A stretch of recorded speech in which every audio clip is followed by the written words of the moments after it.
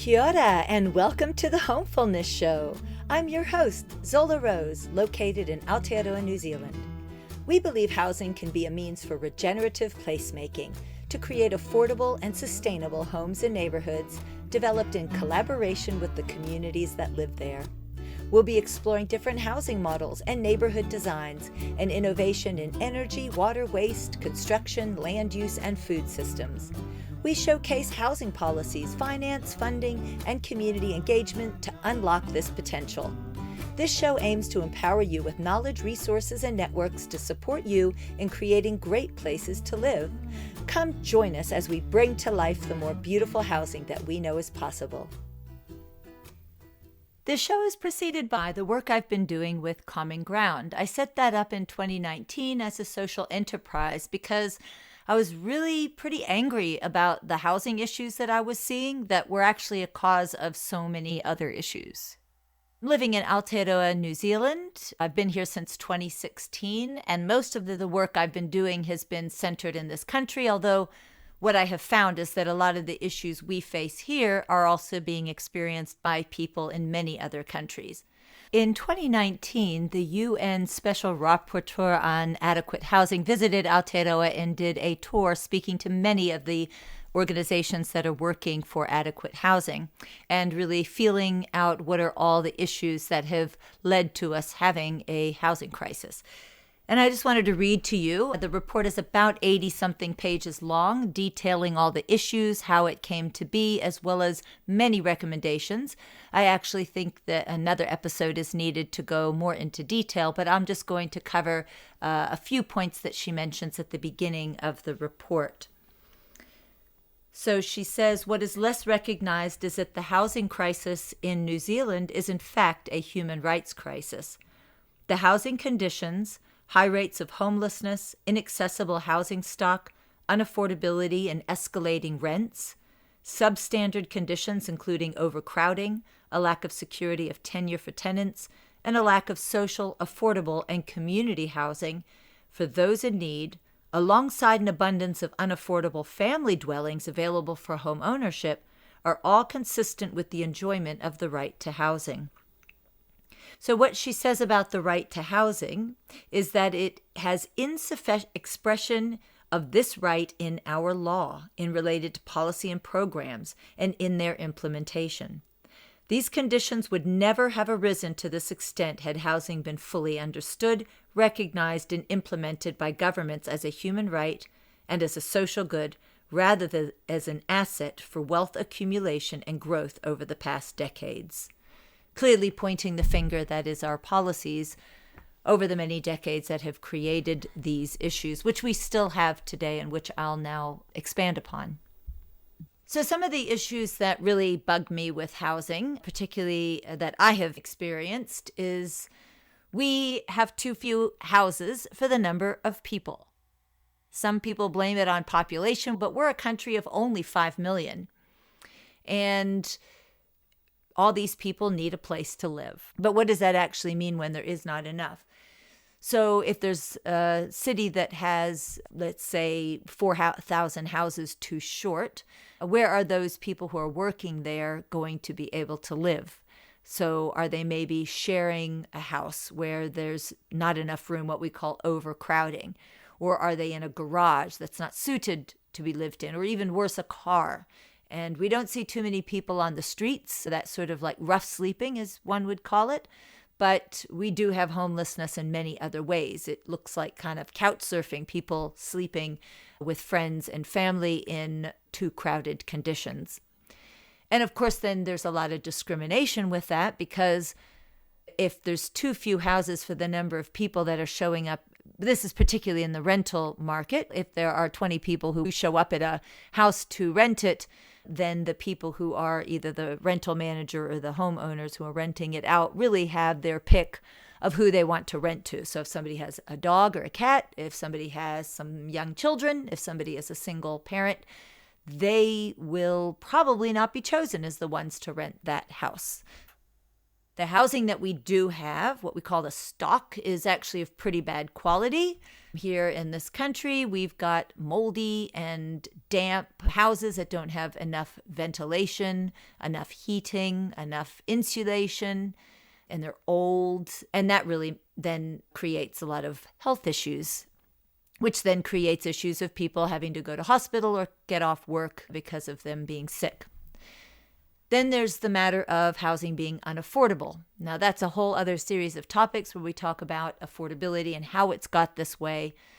There's a wonderful podcast by Bernard Hickey here in Aotearoa where he covers a lot of the financial and economic aspects of housing. So I'll be touching on some of his stuff later. Then there's the matter of the way houses are being built. We've got cookie cutter houses where developers are really geared towards making a profit. And so it's maximizing the space that's on a piece of land. It might be that it's easy to build for garages and cars, and therefore we've got neighborhoods full of roads and really meant for the cars instead of for people. Here we've had a lot of climate-related weather events, and that has led to a lot of flooding, and people's houses then get flooded. And it's the way that we're building our neighborhoods and our cities that is not really taking into account nature, green space, the need for permeability. So when it rains, we need a place for that water to go besides just the storm drains. And people are feeling isolated where they're living. There's a lot of neighborhoods with high fences and some neighbors not really communicating between each other. And it can lead people feeling a bit isolated in their home or in their yard. And then there's issues with, as I mentioned, around discrimination with people who come into this country as a migrant or as a refugee, and they're also not able to find appropriate housing. So we have across the board housing issues of many different types that we are going to look at tackling with this show. We are going to look at the different ways of unlocking what gets in the way, what is better design. I'm pretty excited about the things that I have found. Really, the reason why I started this show was because I'm a very optimistic person. I believe that inspiring people to what can be and what I've seen there actually is in other places is the way we move forward. We move towards what we see as better. We showcase and highlight the wonderful different kinds of housing models and the way these get financed or the way that they get built that brings a better quality of life to the people who are living there and to the wider community. I have done a lot of research in this space over the years. I've written 2 research reports. One is Enabling Housing for Ethnic Women, although it talks a lot about just housing for women, which is women and families. And I've written another report on enabling the community land trust model as a means of perpetual affordability. I will leave those topics for another episode. They are shows unto themselves. There's so much to cover with those 2. But just to say, there's a lot of research that I have come across and written myself that shows in all ways that there are different, better ways of doing housing when it comes to policy, finance, funding, design type.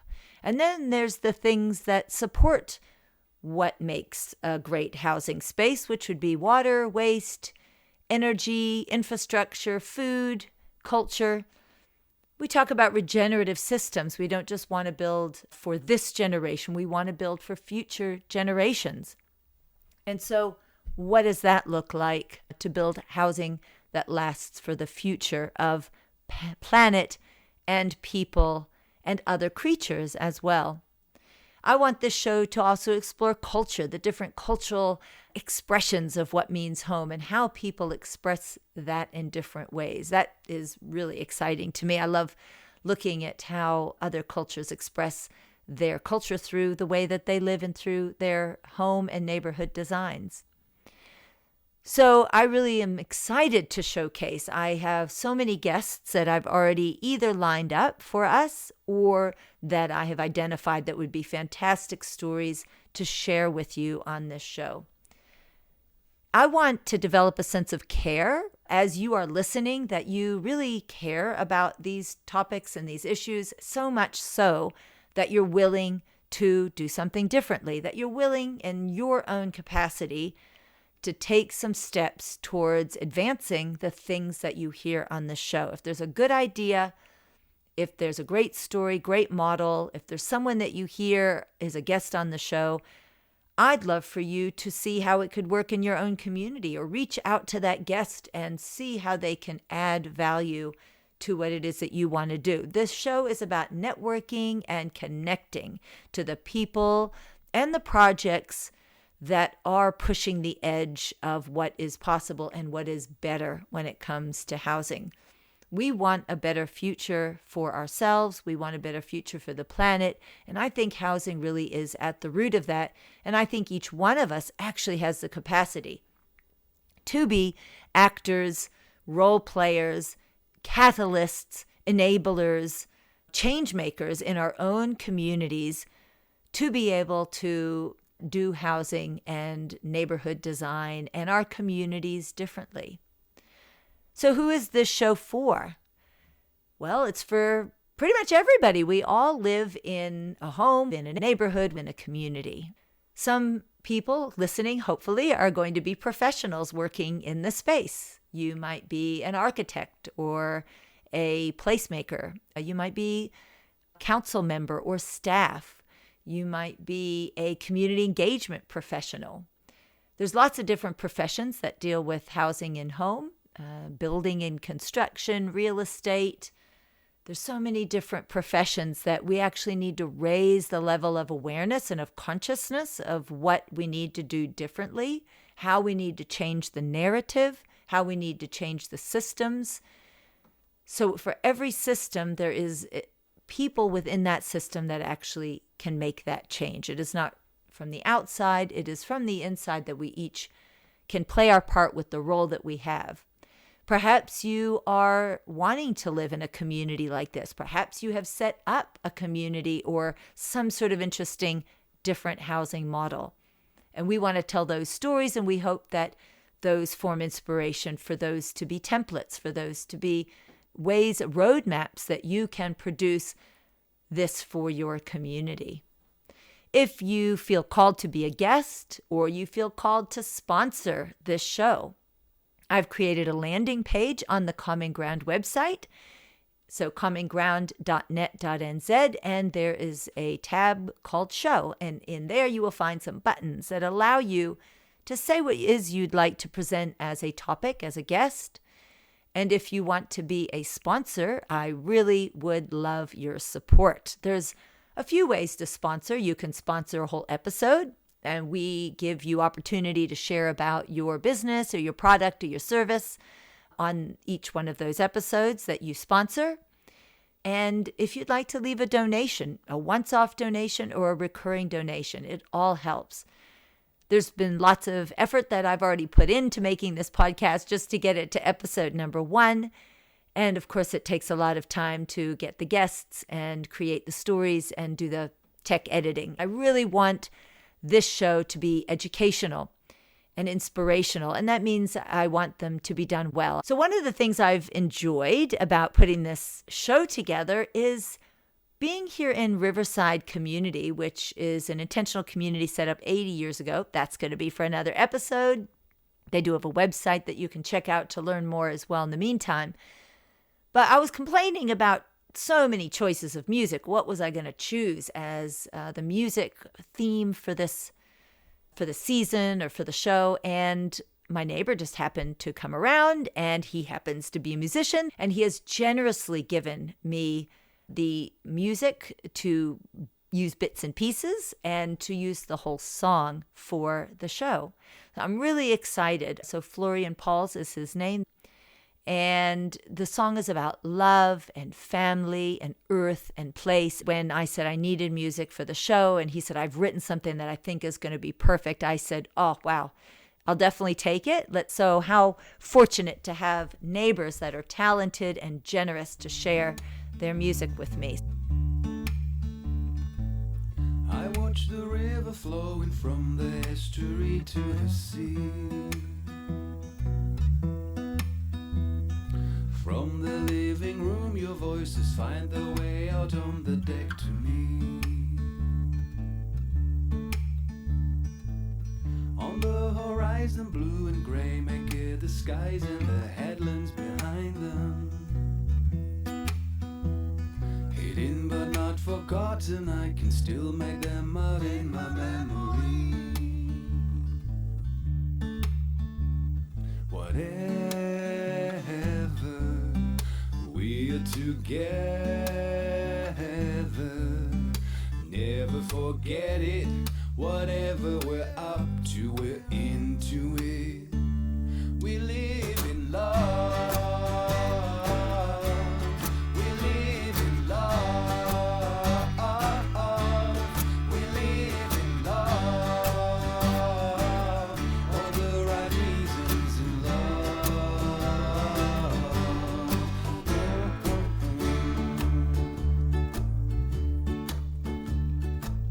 Singing our best, heading out west towards Fariki Bay, to watch the seals at play, where lots of other people stay, take their pictures, then walk away. Our slipping stones skim the way across to the other shore. Walk behind the waterfall, stand on top like you have it all. Jump off the cliff, fall straight and tall, till you cannot take it anymore. Whatever, we're together. Never forget it. Whatever we're up to, we're into it. We live in love. We live in love. We live in love. All the right reasons in love.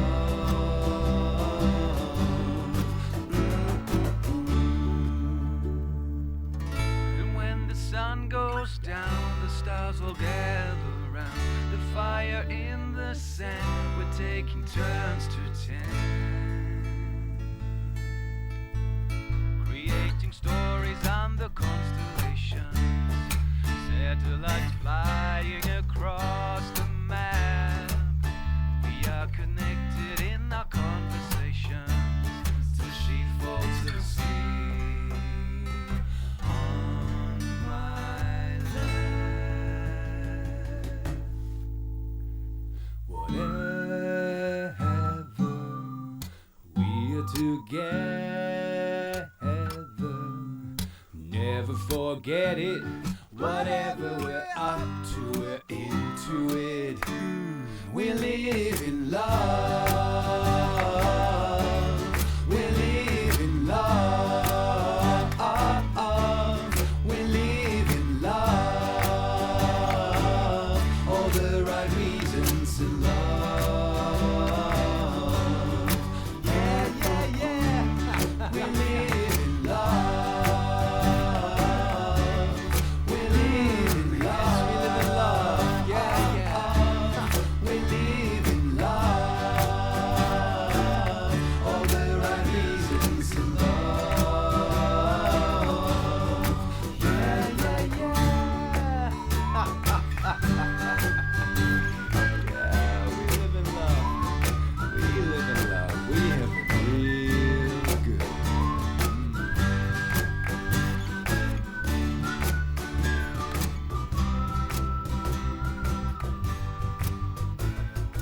This show is going to be in a number of different formats. I've got the podcast, which you can hopefully find on all the places you like to listen.